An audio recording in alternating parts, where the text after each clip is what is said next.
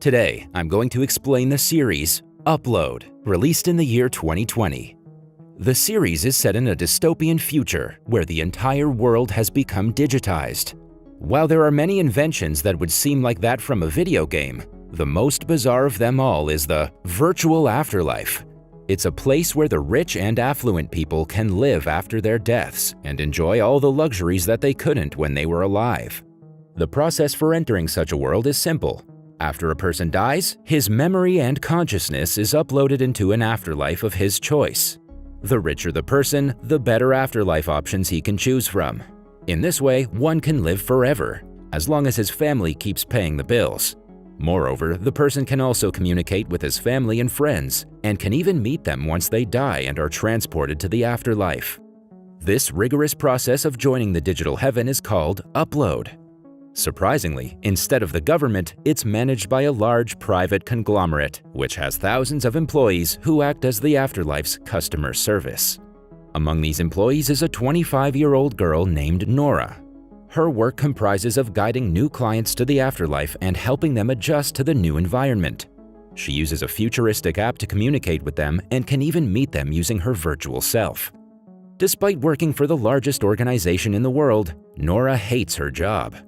Nevertheless, she still continues, hoping that she'll get an afterlife discount once she dies.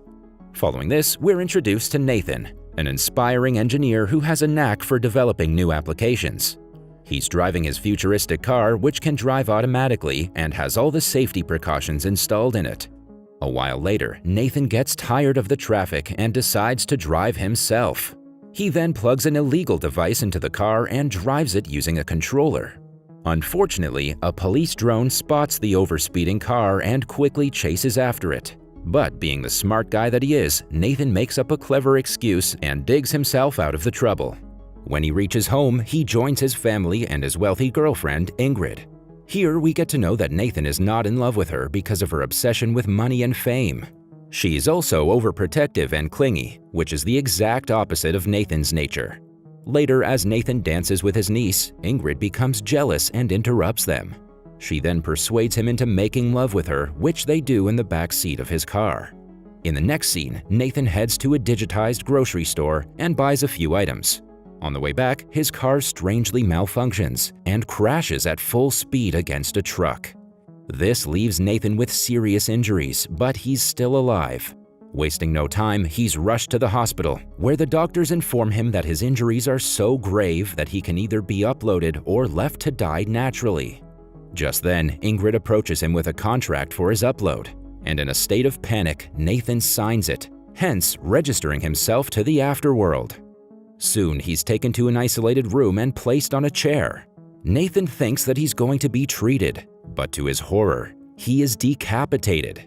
Right after, he wakes up in the afterlife, and the first thing he hears is Nora's voice. She asks him a series of questions to ensure his senses are working fine.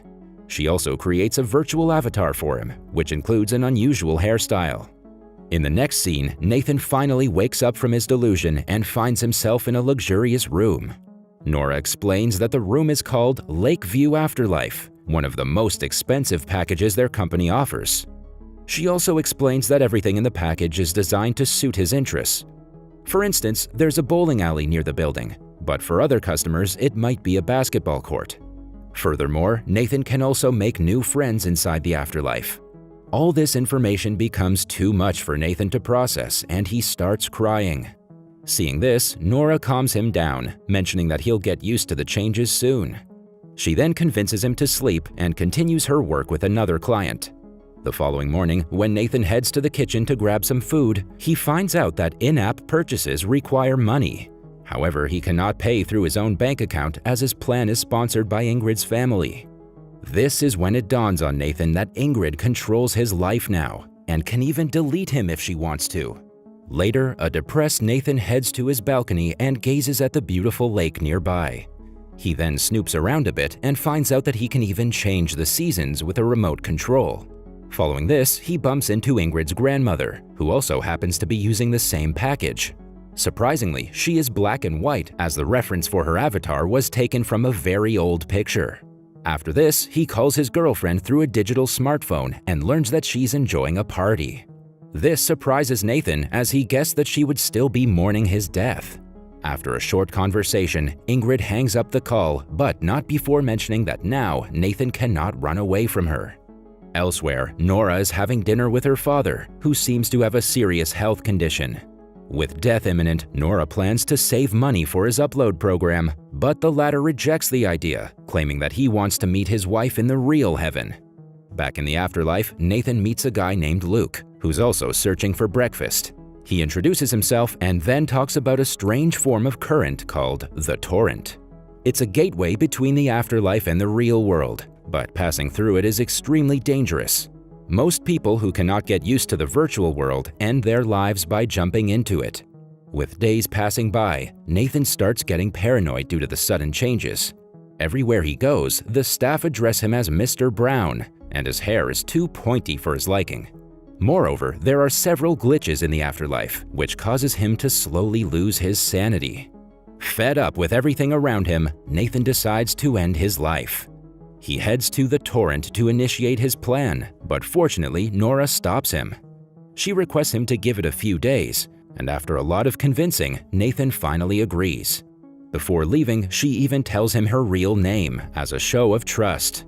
A while later, Nora gets off work. While she's not around, her computer mysteriously deletes files from Nathan's memory on its own. The next day, Nathan is sent to pet therapy because of his actions from yesterday. He's handed a golden retriever, but surprisingly, the dog can talk. Turns out that a therapist from the real world is controlling the dog, as it's the only way to convey his message and make Nathan feel better.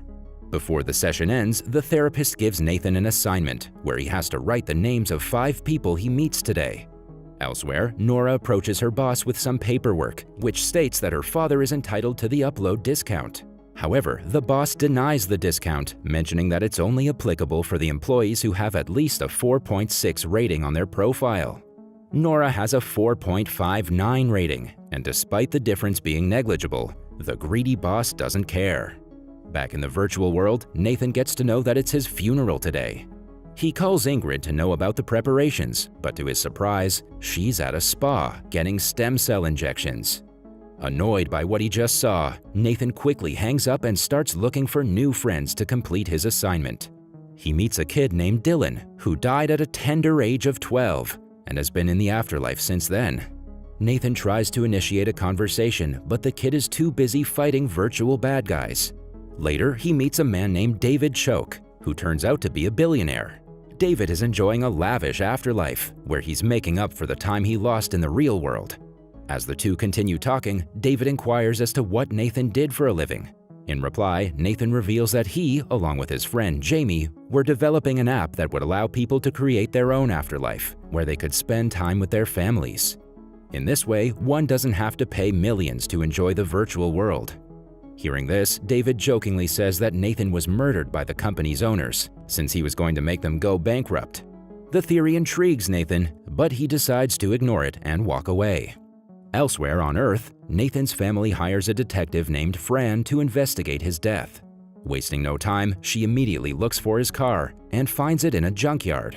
Surprisingly, the car is still working, but it refuses to admit that it's been damaged. This implies that someone tampered with the car. Meanwhile, Nora and Nathan are having a walk, where the latter mentions that he's been having memory problems as of late. For instance, he cannot remember the app he was developing. Hearing this, Nora recalls the incident where she found a large number of files missing from his memory. She then promises to look into it, but gets busy with other clients. She tries her best to convince them to rate her with 5 stars, but each of them do the opposite. Seeing this, Nathan approaches her and gives her several 5 stars. Because of the selfless act, Nora opens up with Nathan and reveals her entire situation to him. Eventually, the two start liking each other. Upon reaching home, Nora looks for the missing data from Nathan's memory. She cannot find them but is able to get her hands on the memories that come right after the deleted parts. There, Nathan and his friend Jamie have just come out of a business meeting. Soon, a man approaches them and asks if they have shared the idea with any big companies. Nathan replies that no one except his family and girlfriend knows about it. Nora finds the entire conversation strange, so she decides to investigate it later. In the next scene, several news channels are announcing the trial of a groundbreaking invention. If successful, the scientists can bring a person from the afterlife into the real world. This process is called download, and the first experiment is going to be broadcasted globally. Meanwhile, Nathan is getting ready for his own funeral. Ingrid is in charge of the whole event, and she even chooses Nathan's outfits. After getting dressed up, Nathan also finds out about the download experiment and gets excited, hoping that one day he can get back to the real world. Soon, the experiment begins, and for a while, things go according to plan. However, the whole plan goes south when the subject's head explodes. This shocks everyone, including Nathan, but he's still hopeful that one day he will return home. In the next scene, the funeral commences in the real world, as well as the virtual. However, Nathan is taken aback to find that the funeral is actually a party, and none of the people have come there to express their condolences. Instead, they've come to watch a game and socialize among themselves. Even his mother approaches him and informs him that the money they got from his company's share was not much. Nathan is devastated by all this, but he's further saddened that his best friend, Jamie, is absent. Later, an enraged Nathan confronts Ingrid for her stupid planning, but the latter threatens to delete him if he does not behave. Left with no choice, Nathan reluctantly apologizes and walks away. Nora is watching all of this take place and feels bad for him. Meanwhile, Detective Fran also arrives at the funeral and approaches Nathan. She asks him if he had any enemies, to which the latter says no. Following this, she reveals that after he arrived at the hospital, his vitals were improving, and he could have easily been treated. Elsewhere, Nora returns home and calls the guy she saw in Nathan's memory. The guy introduces himself as Josh, but refused to divulge any more information about the meeting, claiming it to be confidential. Back in the afterlife, Nathan calls his best friend Jamie, but as always, the latter doesn't pick up. The episode ends as Nathan finally feels something fishy going on around him. That was all from the video. I hope you liked it. Subscribe for more content like this and hit the like button to help us out. Also, leave a comment if you want us to recap your favorite movie. Until next time, take care.